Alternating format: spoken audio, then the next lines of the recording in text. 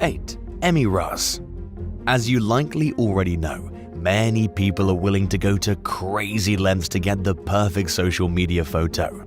Instagram influencer Emmy Russ is apparently no exception, as she proved in 2020 when she fell under police scrutiny for allegedly denting a squad car during a sultry photo shoot.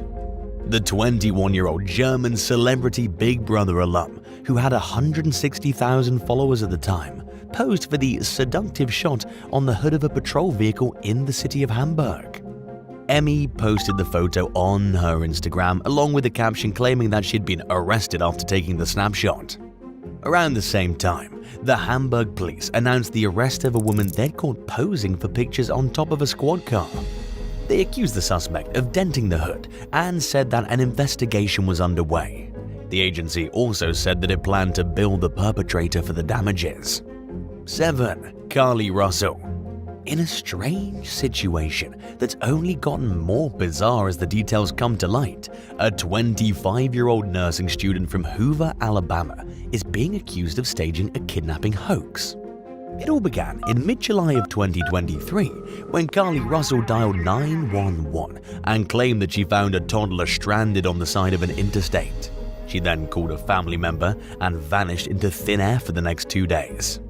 49 hours after the ordeal began, Russell reappeared at her parents' door at 10:45 p.m. She allegedly told investigators that a mystery man had picked her up and forced her into a vehicle. Russell claimed that she was kept in the trailer of a truck with a man and a woman, and that her abductor fed her cheese crackers and took photos of her. Her story began to fall apart though, when detectives failed to find any evidence of a toddler going missing along the highway, despite numerous cars passing through the area at the time Russell's initial 911 call was placed. Furthermore, a search of the young woman's device turned up Google searches from before the alleged kidnapping for terms like Amber Alerts and how to take money from a register without getting caught.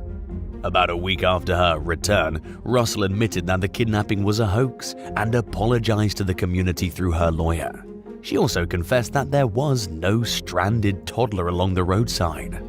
Russell faces misdemeanor charges of falsely reporting to law enforcement and falsely reporting an incident. Each charge can carry a punishment of up to a year in prison, but Russell will likely suffer more in the court of public opinion than anything else, which has been less than forgiving toward her thus far. But her reasons for committing the phony abduction remain unclear to this day, which must be extremely confusing for her family. 6. Ashton Garcia. The crime of making false 911 calls to generate a heavily armed response to an address, also known as swatting, has become increasingly popular in recent years. A 20-year-old man from Washington state named Ashton Garcia was allegedly so enthralled with the act that he placed more than 20 swatting calls throughout the United States and Canada over a 3-month period in 2022. According to federal authorities, Garcia concealed his identity by making the calls using voice-over internet technology. He's also accused of broadcasting the calls on the Discord platform as a form of entertainment for his followers. But swatting isn't so funny when the dangers of it are taken into consideration. As U.S. Attorney Nick Brown pointed out in a statement announcing Garcia's arrest, sending heavily armed police into a home where they believe they're going to encounter a dangerous person unavoidably puts people's safety at risk by creating an unpredictable and terrifying dynamic. Not to mention, the phony calls came at a time when civilians and law enforcement throughout America were on edge due to actual shootings, which have become a seemingly constant problem in the U.S. Prosecutors claim that Garcia collected personal information about his victims and threatened to swat them unless they gave up money, credit card information, or explicit photos. And in some cases, armed officers stormed into people's homes with guns drawn and detained the terrified families inside. He's allegedly targeted victims in Alberta, Canada, California, Georgia, Illinois, Kentucky, Michigan, and 6 other U.S. states. Garcia is also accused of calling fake bomb threats into the Fox News station in Cleveland, Ohio, and he also called in threats about a flight that was en route to Honolulu from Los Angeles. He faces 10 federal felony counts, including extortion, threats and hoaxes regarding firearms, interstate threats, and more. Some of the charges carry a sentence of up to 10 years in prison each, and it's likely safe to assume that Garcia has realized that swatting is no laughing matter. 5. Chloe Stein. 23-year-old Chloe Stein vanished during her drive home from work in May of 2023, just days before her family and friends planned to watch her graduate from Penn State University. The last person to hear from her was her boyfriend, who received a text message from the young woman stating that she'd been pulled over by police. Chloe's boyfriend tried reaching her, but it was no use. Meanwhile, her family went out looking for her and found her car abandoned along a roadside. A large-scale search ensued, with the state police ponying up tens of thousands of dollars worth of resources in their effort to find Chloe. The case took an unexpected turn when authorities received a tip from someone claiming that Chloe was alive and well at a residence in the city of Jeannette, roughly 30 miles outside Pittsburgh, and it turned out to be true. Chloe told state troopers that she had been blindfolded and abducted at gunpoint by a man posing as a cop before being dropped off in an alleyway. But her story clearly didn't add up, especially since she didn't seem distressed and never sought help from law enforcement. It was soon discovered that she hadn't been enrolled in college for quite some time, leading police to suspect that Chloe faked the kidnapping so her loved ones wouldn't turn up for her graduation ceremony, only to realize that she'd dropped out. When confronted about the inconsistencies in her story, she allegedly admitted to making the whole thing up. Chloe was then charged with 4 misdemeanors, including false alarm to a public safety agency, obstructing the administration of law, falsely reporting an offense that didn't occur, and disorderly conduct. 4. Anthony Campos Galvan. Pretty much goes without saying that you likely shouldn't try to re-enter the United States if you've fled the country and are wanted for a major crime. But a 29-year-old fugitive named Anthony Campos Galvan Jr. apparently missed that page in the Crime 101 handbook after his alleged involvement in a deadly Father's Day shooting in 2023. Investigators believe that Galvan murdered 30-year-old Nestor Saldana, who was fatally shot at the pool of an apartment complex in East Houston. Gunfire broke out during a fight between Saldana and another man at around 9 p.m., according to neighbors. The suspect, who was later identified as Galvan, fled the scene before the police arrived. During his time on the run, Galvan was charged in absentia with Saldana's murder. Police advised the public to keep an eye out for the fleeing fugitive, but he made their job easy when he tried crossing into the U.S. from Mexico in August through a point of entry in Brownsville, Texas. According to the most recent update on the case, Galvan is in custody and awaiting extradition to Houston. 3. John and Ann Darwin. British former teacher and prison officer John Darwin was reported missing in 2002 after he supposedly failed to return home from a canoeing trip in the North Sea. In reality, though, he was alive and well, but riddled by a mounting pile of debt that he and his wife Ann didn't want to face. Darwin hid out at a property owned by Ann while a massive search effort was carried out. His wrecked canoe was found, but no sign of Darwin turned up. Right off the bat, the circumstances of Darwin's disappearance seemed off. The conditions of the North Sea were calm when he went missing, calling into question how his canoe became so heavily damaged in the day or so between the time he disappeared and when it was found. Darwin was nevertheless presumed dead, and almost nobody outside his family knew any different for years. He spent the first year or so living in extreme secrecy at a small property next to his family's home, and in 2003 he moved back into the house, but apparently he hardly ever left. At one point, a neighbor recognized Darwin and asked, "Aren't you supposed to be dead?" To which he replied, "Don't tell anyone about this." Not wanting to get involved, the neighbor kept his mouth shut. By playing along with the hoax, Ann was able to escape from her husband's death and collect on his life insurance. Then, in 2004, the couple decided to move abroad. They flew to several countries to check out properties, with John using a fake passport to avoid his real identity being discovered. The couple settled in Panama, but a wrench was thrown into their plan when authorities told them that they needed to pass an extra secure background check in order to obtain visas. By then, British law enforcement had caught on to the fact that John Darwin was alive and living under an alias. Knowing that he wouldn't be able to pass the background check for his Panamanian passport, he faked amnesia and let the world find out that he wasn't dead. But it was too late. Investigators had already uncovered a plethora of evidence proving that the Darwins carried out a carefully calculated hoax. A savvy Google user had even found photos of the couple vacationing in Panama during their house hunt. Both John and Anne Darwin were convicted of fraud and sentenced to 6 years in prison. They were paroled in 2011 and eventually got divorced. John has since remarried, and Anne wrote a book claiming that she was under John's control throughout the entire scam. 2. Katie Sorensen. In recent years, a lot of mummy influencers have gone viral for sharing their harrowing accounts of alleged attempts by strangers to kidnap their children in public.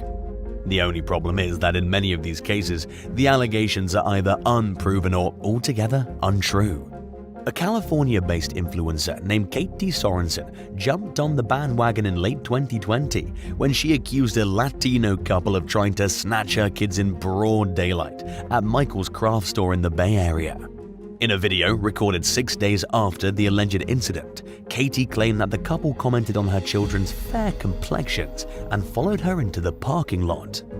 Katie accused the pair of trying to grab her stroller, but said that they fled the scene in their vehicle thanks to a brave elderly couple who heroically intervened.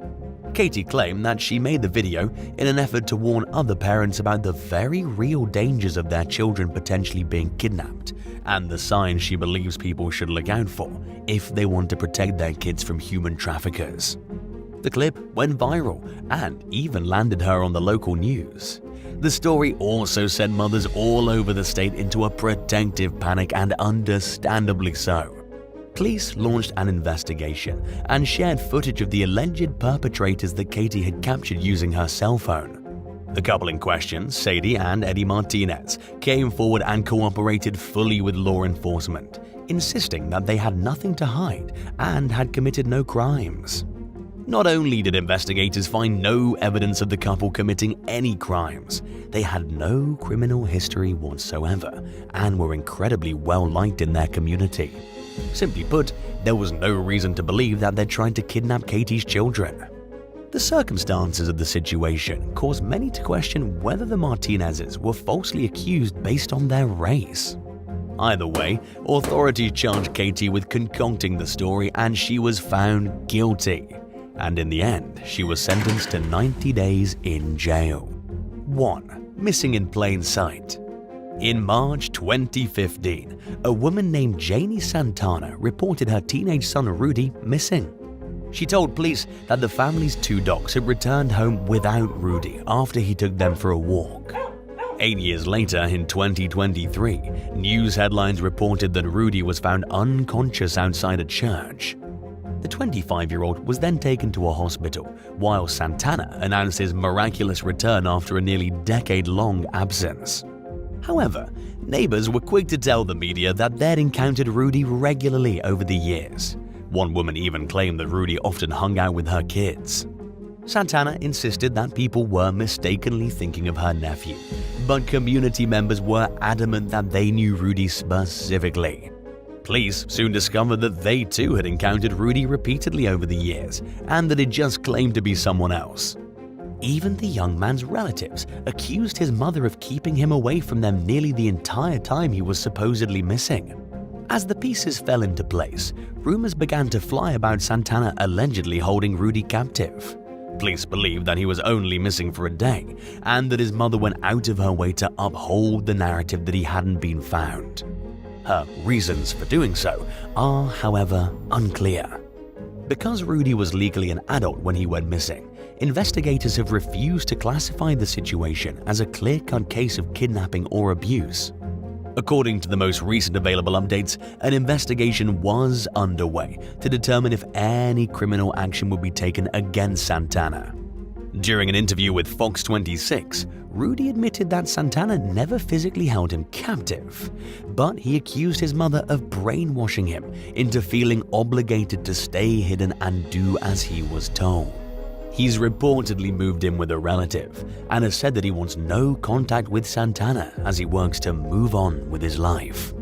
Since the first case broke, damning allegations against Santana have continued rising to the surface. In addition to the controversies surrounding the false missing persons case, she's allegedly taken 8 of her past husbands to court and has been accused of being a serial bigamist. As the case unfolds, the mysteries surrounding her life and circumstances only seem to deepen.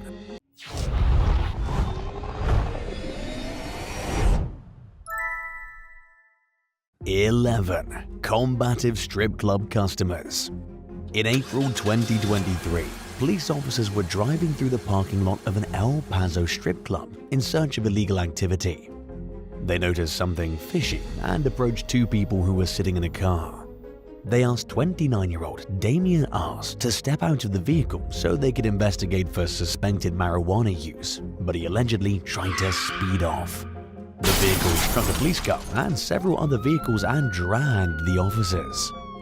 As police struggled with us and a woman in the passenger seat, who was later identified as 27-year-old Taisha Mullen, another driver allegedly revved his engine and drove toward the officers as if he planned to hit them.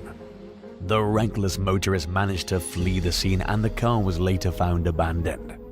Authorities charged Davion Cromartie with 2 counts of aggravated assault against a public servant and 1 count of resisting arrest, while Taisha Mullen faces 1 count of assault against a public servant and 1 count of resisting arrest. Police also arrested the man who's accused of taunting the cops by revving his engine and driving towards them.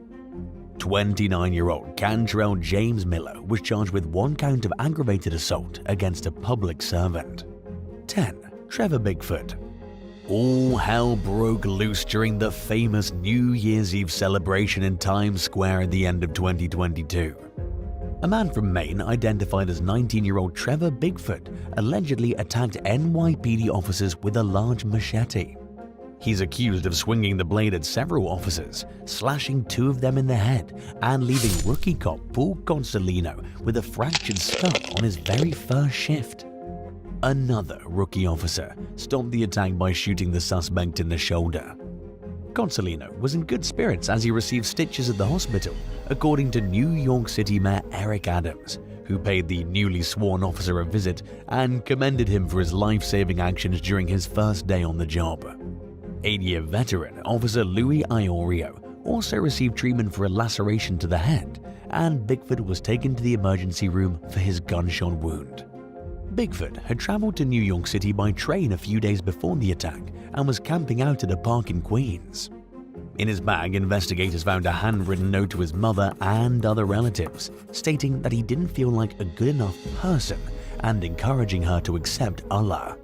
It was one of the first signs that Bickford had been radicalized and that the attack was terroristic in nature.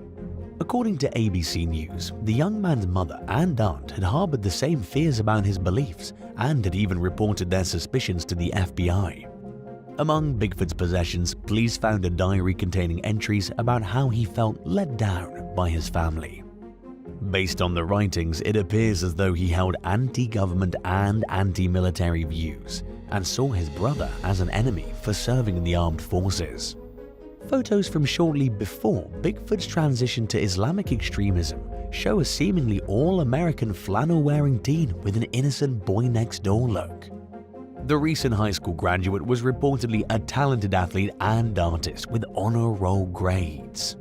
According to the New York Times, his personality began to change after his father's death a few years before the attack, but he'd only recently become radicalized. He allegedly came to believe that the US government is anti-Muslim and committed himself to waging jihad on domestic soil after his plans to travel to Afghanistan and join the Taliban fell through. Investigators believe that Bickford planned on dying during the attack in Times Square in hopes of achieving martyrdom. He's reportedly disappointed that everyone involved in the confrontation survived and considers his mission a failure. While the investigation is ongoing, the evidence so far suggests that the teen acted alone and that he wasn't a member of any terrorist groups. Bickford faces multiple state-level charges, including 2 attempted murder counts and several assault and attempted assault charges. He was also federally charged with 4 counts of attempted murder of officers and employees of the US government and persons assisting them. 9. Simone Kim. A Philadelphia-bound Frontier Airlines flight was waiting on the tarmac at Miami International Airport one day in early 2023 when an argument broke out between 2 passengers. Footage of the confrontation showed a woman repeatedly threatening to beat up a male passenger.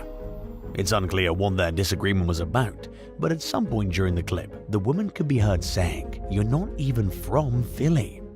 After a civilian and a crew member tried unsuccessfully to intervene in hopes of de-escalating the situation, the angry female passenger was ordered off the plane. Later identified as 24-year-old Simone Kim of Killeen, Texas, she allegedly refused to exit the aircraft, prompting the crew to get the police involved. According to law enforcement, Kim became combative as 4 officers struggled to remove her from the plane. She's accused of pushing, pulling, kicking, scratching, and biting the cops, and nearly knocked one of them over. In a video captured by a passenger, Kim could be seen flailing as the officers carried her to a squad car and put her inside. She faces 3 felony charges, including 2 counts of battery on a police officer and 1 charge of resisting an officer with violence. Kim was also charged with several misdemeanors, including 3 counts of assault on an officer and 1 trespassing count. What would you do if someone who was waiting to board the same flight as you began behaving in ways that made you feel unsafe, but staff members didn't see a strong enough reason to stop the person from flying? 8. Candy thief takes on London cops. The London Metropolitan Police Department found itself at the center of widespread mockery in 2023 when footage of a woman taking on 2 cops at once went viral. According to some reports, the 26-year-old suspect was accused of stealing candy from a newsstand, while police later claimed that they responded to the scene over allegations that she had assaulted 3 people. As a growing crowd formed at the scene with their cell phone cameras rolling, the suspect could be seen grabbing one officer's ponytail and swinging her around by her hair. She appeared to handle the cop with ease, despite being in a pair of flip-flops and outnumbered by the responding officers. In one part of the video, she effortlessly pushed away a male officer before shoving a female officer into him. The woman stormed off down the street, but was chased down by the officers as several more cops arrived at the scene to help with the takedown. A second clip that appeared online showed an entire group of officers surrounding the suspect as they subdue her into custody. In a statement, the Metropolitan Police accused the woman of continuing to act aggressive after her arrest and racially abusing the arresting officers. She allegedly assaulted another member of law enforcement while in custody and broke their nose. The crazed candy thief was placed on a mental health hold, and it's unclear what became of the case. 7. Davion Cromartie. During the afternoon of July 14, 2023, officers in Louisville, Kentucky's metro area responded to a domestic disturbance report from a woman who said her boyfriend refused to leave her house and that she wanted him removed. According to an arrest report, 23-year-old Davion Cromartie answered the door and tried to push his way through officers when he saw his girlfriend standing outside. Officers tried unsuccessfully to put Cromartie in handcuffs, and their attempts to take him to the ground also failed. During the struggle, Cromartie allegedly wrapped his legs around an officer's neck and tried to strangle him. Fearing for his life, the officer reached for his gun. Cromartie is accused of pulling on the cop's arm in an attempt to take the weapon. As a second officer rushed over to help her colleague and prepared to deploy her taser, the woman who dialed 911 allegedly jumped on her back and hit her twice in the face. Thankfully, the officer managed to maintain her grip on the taser. As the chaos continued to unfold, Cromartie ran from the scene, damaging a parked vehicle as he fled. Police arrested him later that night when he tried returning to the residence. He faces a multitude of charges, including 2 counts of assault on a police officer and 1 count each of wanton endangerment, disarming a peace officer, fleeing the police, criminal mischief, and violating a protective order out of Virginia. The female suspect, Daria Collins, was charged with assault, attempting to disarm a peace officer, and obstructing governmental operations. 6. Dennis Campbell.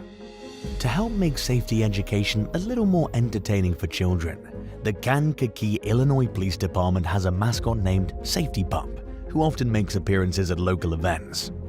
In July of 2023, an officer was tasked with donning the Super Pup costume at a children's event at the Kankakee Public Library, not only to make the kids happy, but because it gives the cops an opportunity to place an incognito officer in plain sight to keep an eye on things. Because Super Pup is the police department's mascot, it would be natural to think that a cop is wearing the costume, but people apparently don't always stop to think about who's behind the disguise. At around 10:30 in the morning during the event, the costumed officer stepped outside the library and was suddenly struck in the back of the head. Witnesses claimed that the blow was so forceful that the officer lost her balance and nearly fell to the ground. According to a police report, she immediately turned around and saw the suspect, 61-year-old Dennis Campbell, mumbling incoherently. She quickly removed the head of the mascot costume and revealed that she was a police officer. Campbell allegedly said that he didn't know that the person inside the costume was a police officer, which still begs the question of why he apparently thought it was okay to hit Super Pup and what his reason was for doing so. He was charged with aggravated battery to a police officer and was released from jail after posting a $100,000 bond. 5. Elias Villarreal. While responding to a call about a verbal dispute between a man and a woman at an intersection in Kyle, Texas in early 2022, police officers spotted a man wielding a metal pipe. Later identified as 63-year-old Elias Villarreal, the suspect jumped over a fence and struck a patrol vehicle multiple times with the pipe, despite repeated orders to stop, causing significant damage to the car. Officers used a stun gun to subdue Villarreal, but it failed to stop him from confronting the cops with the pipe. He turned away briefly, and an officer tackled him to the ground and attempted to disarm him. Villarreal struck the cop with the pipe, causing minor injuries, and was charged with aggravated assault against a public servant and resisting arrest with a deadly weapon. He was found guilty on both counts. According to the Hays County District Attorney, Villarreal refused to accept responsibility for his actions and said he had no regrets about the incident. The judge sentenced him to 35 years in prison, setting the example that violence against law enforcement will not be tolerated in Hays County. Villarreal will be 98 years old if and when he sees freedom again. Showing remorse for one's actions or a lack thereof can go a long way in an American courtroom, and it's probably safe to assume that Villarreal's attitude played a significant role in the judge's sentencing decisions. But it's unclear whether the unusually stiff sentence has anything to do with Villarreal's lengthy criminal record, which include previous convictions for voluntary manslaughter, forgery, burglary of a vehicle, and 2 felony family violence-related assault charges. Prior to his most recent run-in with the law, he'd served a 28-year sentence for his crimes. 4. Cameron Batson. During the early morning hours on New Year's Eve in 2022, Atlanta police officers pulled over a suspected drunk driver who was speeding and failing to stay in their lane. The man behind the wheel was identified as 27-year-old Cameron Batson, a member of the Atlanta Falcons practice squad. According to law enforcement, Batson was too drunk to drive. He allegedly resisted violently when officers tried taking him into custody, prompting one cop to fire his gun. Nobody was struck by the bullet, and Batson managed to escape long enough to get in his truck and drive off. He didn't make it very far, though. After crashing the truck during a brief chase, Batson ditched the vehicle and attempted to flee on foot. Officers tracked him down nearby and took him to the hospital for his injuries before hauling him off to jail. He was charged with assault, battery, aggravated assault on an on-duty law enforcement officer, removing a weapon from a public official, and driving while fleeing a police officer. Batson's football career was already lagging at the time of his arrest. After being let go from the Tennessee Titans, he signed on with the Falcons. Less than 3 months later, he was demoted to the practice squad. After his arrest, he posted $95,000 bail and received permission from a judge to travel for work. But the judge's blessing wasn't needed because Batson was let go from the practice squad later that day. He remains a free agent for the time being. Sometimes, when a person isn't in their right mind, they behave in extremely regrettable ways, especially when liquid courage is involved. 3. Makiah Coleman. An airport security checkpoint in Phoenix, Arizona erupted into chaos one early morning in April 2023 when a young woman allegedly attacked TSA agents for taking away her apple juice. As most travelers know, travelers are not allowed to bring drinks past security at airports. In accordance with standard protocol, agents removed 19-year-old Makiah Coleman's beverage as she passed through the checkpoint. According to court documents, Coleman began ranting and raving about the juice and attempted to walk past a barrier to grab a bin of her belongings that was being searched. The young woman is accused of climbing over a table and striking an agent in the head before punching another agent multiple times and pulling their hair. She allegedly bit a third agent who was trying to intervene. 2 of the agents required hospital treatment, and the altercation caused congestion among travelers as the checkpoint was shut down to deal with the situation at hand. In a statement, a TSA spokesperson said that roughly 450 people had to deal with the inconvenience of being redirected to another security checkpoint. Coleman faces 6 federal charges, including 3 counts of assaulting a federal officer resulting in bodily injury, and 3 counts of interference with airport security screening personnel. If convicted on 1 count of the assault charge alone, she could face up to 20 years in prison and a fine of up to $250,000. 2. Daniel Rodriguez. On January 6, 2021, a 2,000-strong mob of Donald Trump supporters violently stormed the U.S. Capitol building in Washington, D.C., in hopes of overturning the recent election of now President Joe Biden. The property incurred millions of dollars worth of damage and at least 138 police officers were injured. Over 1,000 suspects were charged in connection with the riot, and as of July 2023, more than 600 rioters have pleaded guilty, and at least 100 have been convicted in jury trials. One of the stiffest punishments was dealt to 40-year-old Daniel Rodriguez, who drove from California to DC to participate in the rebellion. Described by a federal judge as a one-man army of hate, Rodriguez was accused of going on a more than 2-hour-long campaign of assaults against responding members of law enforcement. He allegedly sprayed a fire extinguisher in officers' faces, shoved a wooden pole at cops, and teamed up with other demonstrators in an effort to force their way through police lines.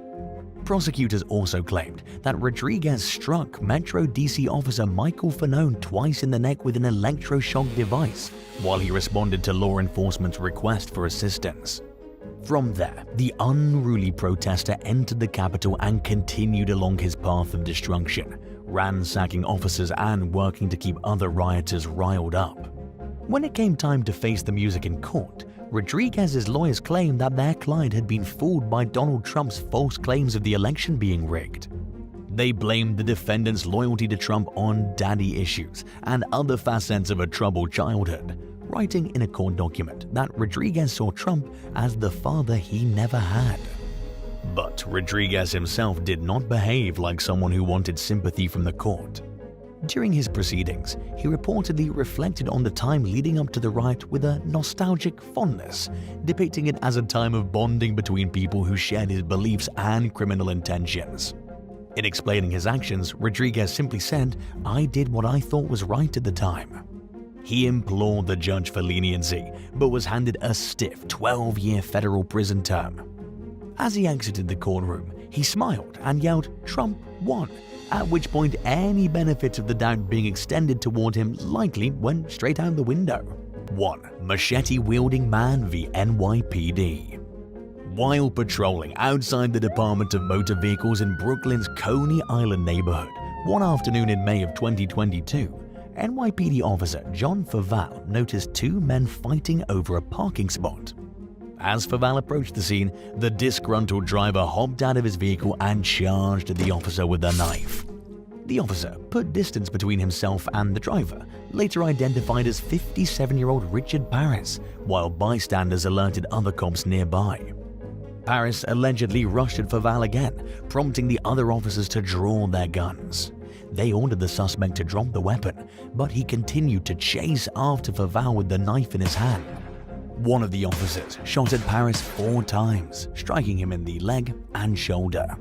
One witness told the New York Daily News that even after being shot, Paris remained combative. She described hearing the suspect yelling at the cops to get off him while they struggled to handcuff him. Another woman said that she saw Paris acting crazy while Faval tried to figure out what was going on with the parking dispute. She told the Daily News that she and her friend ran the moment they heard gunfire and didn't look back. Faval suffered a deep cut to his thumb from the machete and was treated at a nearby hospital for his injuries. Paris was also taken to an emergency room and survived his injuries. During a search of the suspect, police reportedly found 2 knives in his possession, one with a 6-inch blade and another with an 11-inch blade, with one bystander describing it as looking like a sword. The altercation could have had a much worse outcome if it weren't for the quick-thinking officers who sprang into action to stop a potentially deadly assault from happening. The city's top cops praised Faval and his colleagues for their handling of the situation. News reports claim that Paris was angry because he felt like he had dibs on a parking space when someone else took it. It's something that pretty much anyone who drives in the Big Apple has experienced at one point or another, and while it's certainly frustrating, most people don't try to resolve these disagreements with violence. Paris was charged with assault on a police officer, 2 counts of attempted assault, 2 counts of menacing a police officer, and 2 counts of criminal possession of a weapon.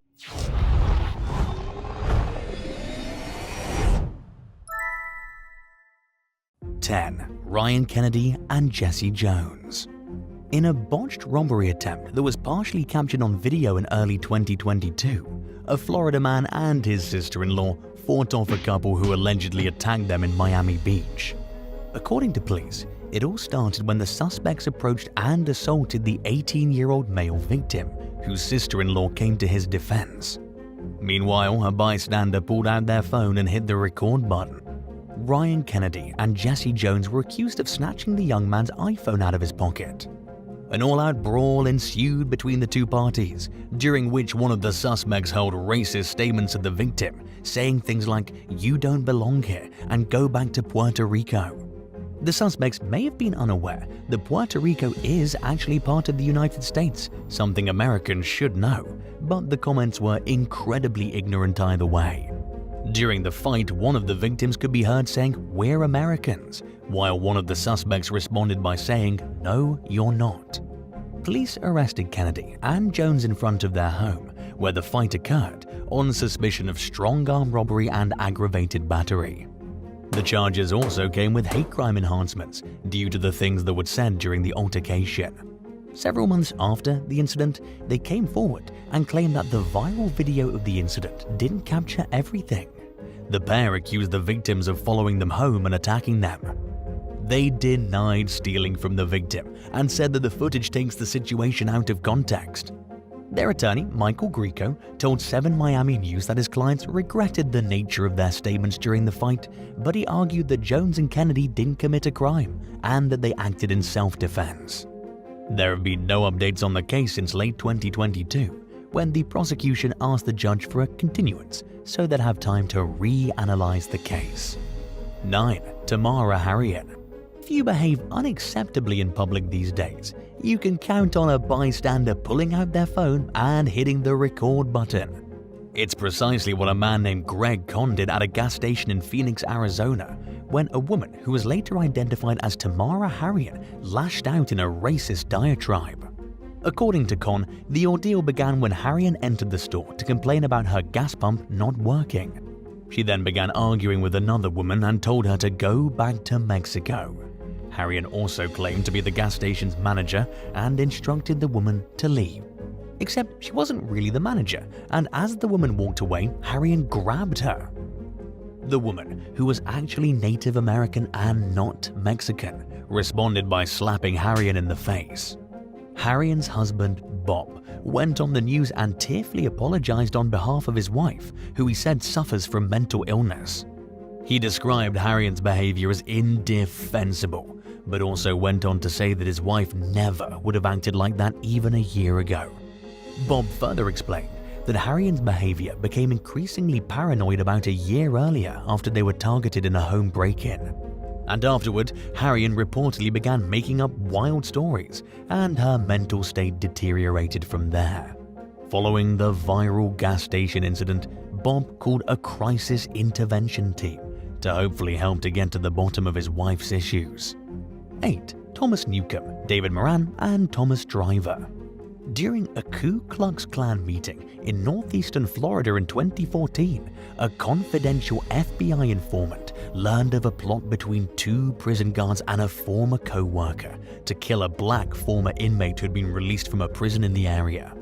According to an affidavit, the planned hit was in retaliation for a fight between the prisoner and 25-year-old Thomas Jordan Driver, a corrections employee who claimed that the inmate bit him in an alleged attempt to give him AIDS and hepatitis. 47-year-old corrections officer David Elliott Moran and his former co-worker, 42-year-old Charles Thomas Newcomb, were also involved in the plot. The suspects had a few different plans in mind. One was to kidnap the victim from his home in Palatka and overdose him with insulin, while the other involved fatally gunning the man with a 9mm handgun. Thankfully, the informant tipped off the FBI and the victim was never harmed. The informant helped the feds build a case against the scheming trio by volunteering to be the hitmen and conducting surveillance on the victim with the suspects while wearing a wire. And when the suspects were shown a picture of the victim that the FBI staged to look like he had been shot, they expressed their happiness, unaware that the conversation was being recorded. In April 2015, the feds arrested Driver, Newcomb, and Moran with conspiracy to commit murder. Driver pleaded guilty and was sentenced to 4 years in prison. Newcomb and Moran, however, were convicted by a jury and each received a 12-year prison sentence. 7. Janelle Ambrosia. Before the modern-day Karen stereotype came into existence, there was Janelle Ambrosia, a Western New Yorker and Karen times 10, who made national headlines for throwing an explosive racist tirade on camera in 2014. The target of the rage was a 36-year-old Buffalo man named Narvel Benning, who said that the ordeal began during a quick stop at a dollar store on his way to work. Benning later told News One that when he left the store and started his truck, the sound of the ignition turning over startled some children who were standing nearby with their mother. The woman, later identified as Janelle Ambrosia, allegedly flew into a rage at Benning and began throwing racial slurs at him. But rather than arguing back, he pulled out his phone and began recording. The father of 4 stayed remarkably calm as he documented the disturbing diatribe, which included the repeated use of a certain hateful word as Ambrosia continued to raise her voice and got closer to the vehicle. When the prospect of calling the police came up, Ambrosia bragged that she slept with law enforcement during her time working as a stripper. She also made a phone call to someone who she claimed was her boyfriend, blaming Benning for the interaction. During a subsequent interview with local radio station WBLK, Ambrosia blamed Benning for the incident, claiming that he called her a crack-headed cracker before he began filming their conversation. She'd later take that claim back though, in an apology that seemed half-hearted at best, and blamed her mental instability for her behavior. Speaking with News One, Benning mentioned how a lot of racism in Western New York tends to get swept under the rug. In other words, it happens in a more covert fashion than he experienced during his run-in with Ambrosia. But he said that the incident should serve as a reminder that racism is very much alive and well in the region. He expressed sadness for Ambrosia's children and the types of beliefs he imagined they were being raised with, and called for a more proactive and honest dialogue about racism in the Great Buffalo area. No charges were ever filed against Ambrosia, which was understandably disappointing to many. But in a region where world travels like wildfire and gossip is a top-ranked pastime, it wasn't something people were going to forget anytime soon. And it's probably safe to assume that it took a very long time for her to live down her behavior. Benning and his family have since relocated to another state and are thriving. 6. Harry Johannes Nosen. We tend to think of pastors as peaceful people, but not all of them are, and some even use religion to justify their hateful views and actions. Case in point, 61-year-old Harry Johannes Nosen, a white South African preacher who plotted to overthrow the country's government and kill thousands of black people. Nosen led the National Christian Resistance Movement, NCRM, which is also known as the Crusaders. It's a right-wing group that uses religion to rationalize its racist and other prejudiced views. And in keeping with this strategy, Nosen claimed he was ordained to reclaim South Africa for white people. He planned to accomplish this goal through a series of attacks on police and military institutions, but primarily black communities. The crazed white supremacist recruited members mainly via social media, where he specifically sought out military veterans and encouraged people to commit violence against black victims. Nosen also shared recipes for making homemade explosives. In addition, the group discussed various potential ways of quickly killing large numbers of victims, including through the use of biological weapons and poisoning water sources. Thankfully, the NCRM was easy enough for investigators to track, owing to its widespread online presence. And Nosen was arrested in 2019. During a search of his property in the small town of Middelburg, law enforcement found guns and ammunition. In addition to weapons and social media evidence, prosecutors relied on previously convicted witnesses to secure a conviction against the disgraced pastor. Nosen was found guilty of high treason, incitement to carry out violent attacks, and recruiting people to commit attacks. As a result, he received a double life sentence, which means he'll never see freedom again. Since Nosen's arrest, South African police and intelligence services have foiled multiple NCRM schemes and arrested several of its leaders throughout the country. 5. Patrick Stein, Curtis Allen, and Gavin Wright. Between 2015 and 2018, 250 Muslim refugees from Somalia and other countries settled in Garden City, Kansas. Eager to pursue a better future for themselves and their families, many of these new residents took jobs at a local Tyson meatpacking plant. And like most asylum seekers, they work hard, live respectably, and embrace their new country. Unfortunately though, not all Americans are welcoming toward refugees. 3 men named Patrick Eugene Stein, Curtis Wayne Allen, and Gavin Wayne Wright were especially hateful toward the newcomers. In 2016, the trio conspired to blow up a housing complex and mosque in Garden City that houses a large number of Somali residents. Calling themselves the Crusaders, the group plotted the attack for the day after the presidential election in November.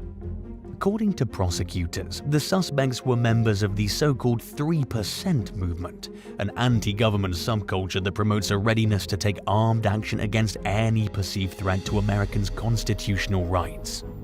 Based largely on conspiracy theories, paranoia, and far-right ideology, it's considered an extremist movement, and its so-called values fall in line with the beliefs that the trio embraced. Stein, Allen, and Wright thought of Garden City's recently arrived immigrants as cockroaches, despite their apparent lack of contact with the refugee community that they hated so much. The group was also anti-Muslim.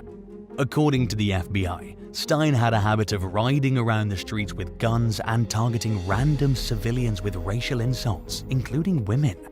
Inspired by the actions of Oklahoma City bomber Timothy McVeigh, the Crusaders hoped their violent act would wake people up and inspire others to commit terroristic acts against people who they felt were a threat to their version of the American lifestyle and culture. They made organized plans and wrote a manifesto calling on others to follow in their footsteps. And above all, they were intent on acquiring explosives strong enough to level the housing complex and kill its occupants. Luckily though, the FBI was listening in, and they managed to foil the plot before the group could put it into action. Stein, Allen, and Wright were arrested for their alleged roles in the planned bombing. A jury convicted all 3 defendants on 1 count each of conspiracy to use a weapon of mass destruction and conspiracy to violate the housing rights of their intended victims. And, as a consequence, they all received prison sentences ranging between 25 and 30 years. 4. Suzanne Craft.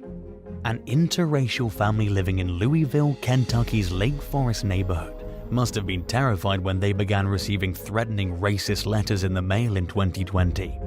The letters reportedly contained death threats, and there were even bullets in some of the parcels. And that same year, 2 homes in the same community were vandalized with racist graffiti. According to Wave 3, Michael and Connie Pineda reported finding swastikas and racial slurs spray painted on their driveway. And on other occasions, they arrived home to find their grass burned and their driveway egged. Michaela told Wave 3 that she was surprised by the hate-filled vandalism, which began several months after her family moved into the neighborhood. Until then, her interactions with neighbors had been pleasant, and Lake Forest felt safe. Thankfully, residents and local officials alike condemned the hate crimes and displayed overwhelming support for the Pineda family. But the couple's teenage children were understandably left traumatized and scared by the experience, which they should have never had to go through in the first place. Federal investigators traced the racist letters to 55-year-old Suzanne Craft, who was charged with 5 counts of mailing threatening communications with racial intent. She was convicted on all counts and was sentenced to 9 years in federal prison, followed by 3 years of supervised release. Craft was also hit with state-level charges of criminal mischief and harassment, and the case appears to be ongoing. Unfortunately, though, Kentucky doesn't have a hate crime law. But the disturbing crimes against the Pinedas served as a reminder of why it's a good idea to lobby for one. 3. Howard Murphy. Some racists seem to enjoy piggybacking off the notoriety of other prejudiced individuals by making their move in the wake of a major hate crime. That appeared to be the case for 60-year-old Howard Murphy, who defaced his neighbor's fence in the town of Niagara, New York with racist graffiti. And to make matters even worse, Murphy did this just 2 days after a deranged gunman committed a mass shooting at a top supermarket in nearby Buffalo. Murphy's neighbor, Johnny Parks, discovered the graffiti on his way to work after grabbing his morning coffee. Upon taking a closer look, he noticed that it said the word kill along with a racial slur. Parks told the Lockport Union Sun and Journal that he was shocked by the incident. In his many years living in the neighborhood, he only recalled speaking to Murphy on one occasion about a decade earlier, when Murphy's dog pooped in his yard. He asked Murphy to clean it up, but he didn't do it, so Parks put up a no poop zone sign in his yard, and Murphy began walking his dog across the street. While their interaction wasn't exactly friendly, Parks had a hard time thinking that perhaps he was targeted as the result of a long-standing grudge that Murphy had never addressed with him directly. But in the absence of any other rational explanation, it was the most logical motive that he could think of for the unprovoked hate crime.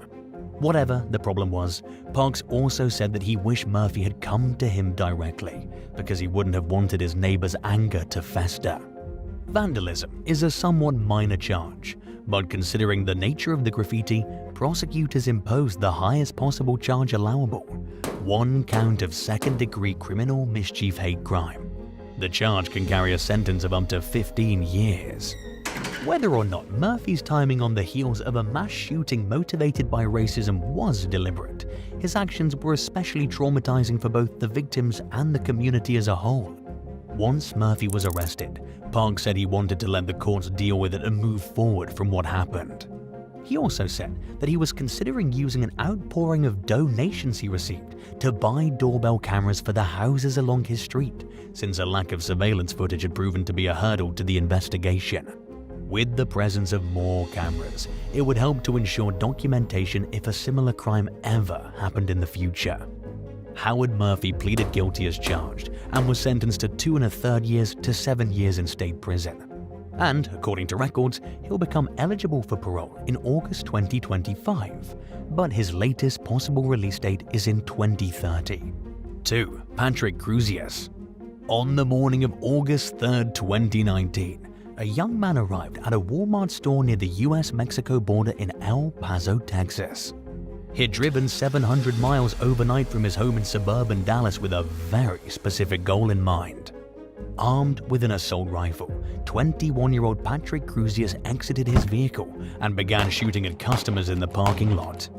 The barrage of bullets continued as he proceeded into the store, where panicked employees and customers were attempting to flee for their lives. By the time he left the store and surrendered at a nearby intersection, Crusius had killed 23 people, including 13 Americans, 8 Mexican citizens, and 1 German. He'd also injured 22 others. It was soon discovered that the mass shooter had posted a manifesto online expressing his desire to eliminate Hispanic people from Texas. But more specifically, he wanted to kill Mexicans.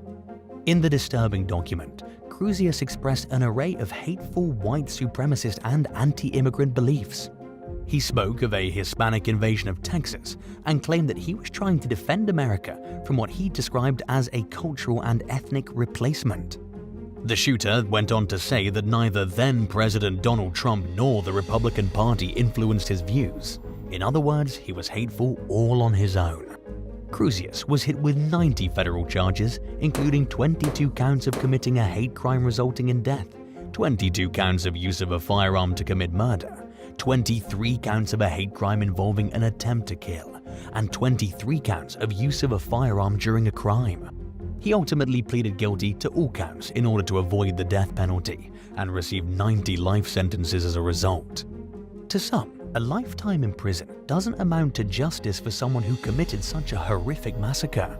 Many believe Crusius should have gotten the death penalty, and it's understandable considering the gravity of his actions. But maximum security federal prisons are generally not enjoyable places, and considering his age, he's likely going to be there for a long time before he passes away. At the very least, it's comforting to know that he'll languish for decades without the freedoms and comforts that are afforded to law-abiding civilians on the outside. Crusius is also facing state-level charges, and the district attorney has expressed his plans to pursue the death penalty. The case is expected to go to trial in the year 2024 or 2025, but it's unclear whether the mass killer's state or federal sentence will take precedence over the other. And now for number 1. But if you want to hear even more stories, stay tuned for some extra content that you might have missed. 1. Judy Kline. For more than a year, starting in early 2022, Fatima Suarez and her family were terrorized by their racist neighbor in South St. Louis, Missouri. The campaign of hate crimes included multiple visits to the Suarez family's home, where a woman later identified as 54-year-old Judy Kline was seen on Ring doorbell footage, spewing anti-Hispanic insults and going through the household's mail. In the video, she could be heard saying, "You're a bunch of illegals that don't belong on American property, get out." She also threatened the Suarez family with a hammer and yelled other nonsensical statements including "Get off my property" and "Did you have something to do with 9/11?" Fed up with the woman's behavior, Fatima posted the footage on TikTok, leading to Kline's arrest after the clip went viral in early 2023. According to charging documents, the suspect smashed her way into the victim's home by using a hammer to break a basement window. She then allegedly beat the Suarez family's dryer with the hammer before heading upstairs and trying to enter their living area. The documents also accuse Kline of striking the outside of the home with a hammer after leaving through the front door. Fatima told ABC News that she felt scared, had a hard time sleeping, and cried a lot over the torment her family endured. And her stress only increased as the perpetrator kept returning to the home. A relative of Kline told local station KMOV that the suspect used to live in the house, and property records showed that someone by the same name last owned it during the 1980s. Other court documents revealed that Kline was placed under the care of a court-appointed guardian for 11 years due to her mental health. She was declared fully restored to competency in 2017 and regained full control over her money and personal affairs. But all things considered, it's fair to wonder if she's still struggling from mental health issues. Either way, her behavior is unacceptable, and she's finally being held accountable for it. Kline now faces charges of burglary, property damage, unlawful use of a weapon, and interference with housing rights. In a lot of cases, people with different beliefs are perfectly capable of carrying on a friendship, but everyone has a limit and many draw the line at prejudice and racism. If a close friend suddenly began acting hateful toward a group of people or a certain demographic after never showing any signs of those beliefs in the past, how would you react? Let us know in the comments down below. And if you enjoyed this video, be sure to leave a like and subscribe to the channel. Thank you so much for watching, and we'll see you in the next one. Bye!